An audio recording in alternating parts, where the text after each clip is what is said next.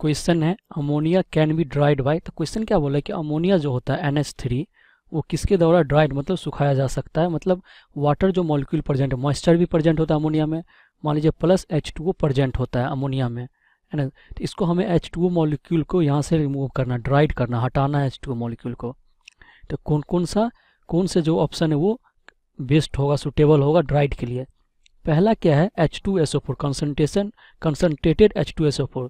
तो अमोनिया क्या है, अमोनिया जो हो जाता है रिएक्ट कर जाता है कंसनट्रेटेड H2SO4 से, जो कंपाउंड का फॉर्मेशन करता है NH4 होल ट्वाइस SO4 का फॉर्मेशन हो जाता है।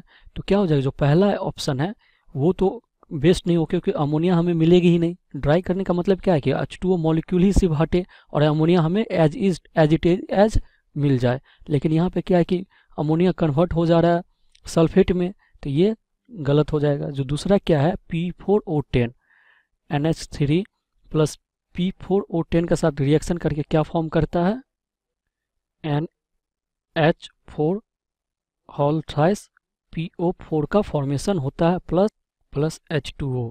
तो ये भी क्या हो जाएगा, ये भी नहीं होगा, क्योंकि यहाँ से कंपाउंड जो है अमोनिया वही कन्वर्ट हो जा रहा है, अमोनियम फॉस्फेट में कन्वर्ट हो जा रहा है। तीसरा क्या है CS, ये मिसप्रिंट है, यहाँ पे क्या होगा calcium oxide CaO, calcium oxide होगा ऑप्शन में, ये मिसप्रिंट है कार्बन। तो यहाँ से CaO क्या होता है कि रिएक्ट कर, वो अमोनिया के साथ रिएक्ट नहीं करता है, बल्कि जो H2O प्रेजेंट है उसके साथ रिएक्ट कर जाता है, अमोनिया के साथ रिएक्शन नहीं होता और कैल्शियम हाइड्रोक्साइड का फॉर्मेशन हो जाता है। तो ये क्या हुआ है, जो CaO है क्या सिर्फ H2O यहाँ से क्या हो गया रिमूव हो जाएगा NH3 में से, और लेफ्ट क्या हो जाएगा NH3 लेफ्ट बच जाएगा। तो इससे क्या हो जाएगा, जो थर्ड ऑप्शन हो जाएगा वो करेक्ट ऑप्शन हो जाएगा। फोर्थ ऑप्शन क्या है, फोर्थ ऑप्शन जो है एनहाइड्रस CaCl2। तो इसमें क्या था, ये भी अमोनिया के साथ रिएक्ट कर जाता है, प्लस CaCl2 का जो फॉर्मेशन क्या होगा यहाँ से CaCl2.8 NH3 का फॉर्मेशन हो जाता है कैल्शियम क्लोराइड से। तो यहाँ भी क्या अमोनिया जो है कन्वर्ट हो जा रहा है, ये एक तरह से कम्प्लेक्स है। तो सिर्फ किसके द्वारा अमोनिया लेफ्ट बच जा रहा है, CaO के द्वारा। इसमें क्या हो रहा है H2O के साथ रिएक्ट करके हाइड्रोक्साइड का फॉर्मेशन हो रहा है और NH3 बच जा रहा है। तो C ऑप्शन करेक्ट ऑप्शन हो जाएगा। Hello friends, so now we have question that amongst H2O, H2S, H2SE and H2TE, the one with highest boiling point is। तो हमसे पूछा है कि H2O, H2S, H2SE and H2TE means hydrides of group 16 elements, इनमें से सबसे ज़्यादा highest boiling point किसका होगा, राइट, वो हमें बताना है। सो देखिए हम किसकी बात कर रहे हैं, हम बात कर रहे हैं ग्रुप 16 एलिमेंट की।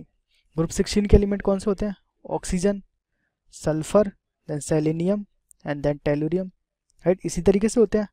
ओके, अब हम क्या जानते हैं कि जब हम ग्रुप में टॉप टू डाउन मूव करते हैं, तो टॉप टू डाउन मूव करने पे क्या होता है, हमारे पास इलेक्ट्रो नेगेटिविटी कैसे डिक्रीज होती है, राइट, और इलेक्ट्रोनेगेटिविटी डिक्रीज होती है। इस वजह से अगर हम इनके हाइड्राइड्स की बात करें तो देखिए ऑक्सीजन का हाइड्राइड क्या होगा H2O, सल्फर का हाइड्राइड H2S, सेलेनियम का H2Se और टेलुरियम का क्या होगा H2Te, यही होगा। ओके, पर देखिए यहाँ पर क्योंकि हमारे पास H2O में हमारी जो इलेक्ट्रोनेगेटिविटी वो बहुत ज़्यादा होती है, राइट, और इलेक्ट्रोनेगेटिविटी ज़्यादा होने की वजह से हमारा जो H2O होता है उसमें जो हाइड्रोजन होता है, क्योंकि क्या ऑक्सीजन क्या करता है, बॉन्ड्स को अपनी तरफ अट्रैक्ट करता है, जिससे हमारे हाइड्रोजन के अंदर क्या हो जाता होता है, एक H बॉन्ड बनाने की प्रॉपर्टी आ जाती है। ओके, दो हाइड्रोजन्स के बीच में बॉन्डिंग होना शुरू हो जाती है, और इस वजह से ही हमारे पास जो H2 है वो किस फॉर्म में होता है, वो होता है हमारे पास लिक्विड फॉर्म में, ना कि गैसियस फॉर्म में, राइट। जबकि हमारे पास H2S, H2Se एंड H2Te, क्योंकि इनकी इलेक्ट्रोनेगेटिविटी तो कम है बहुत ज़्यादा, राइट, साइज भी इनका बड़ा है, तो इनमें जो इनके मॉलिक्यूल्स के बीच में जो बॉन्ड्स होते हैं वो कौन से होते हैं, वो होते हैं हमारे वॉन डर वाल फोर्सेस। और हमारे पास H2 में क्या होता है, हमारे पास यहाँ होते हैं हाइड्रोजन बॉन्ड्स। अब हम क्या जानते हैं, हम जानते हैं कि हाइड्रोजन बॉन्ड्स कैसे होते हैं, hydrogen bonds is more powerful than van der Waals forces, right. Okay, तो हमें ये तो पता चल गया कि हमारा H2O सबसे ज़्यादा बॉइलिंग पॉइंट रखेगा, पर हमारे इनका सीक्वेंस क्या होगा वो भी हम देख लेते हैं। हम क्या बोलते हैं कि वॉन डर वाल फोर्सेस कैसे होते हैं, वॉन डर वाल फोर्सेस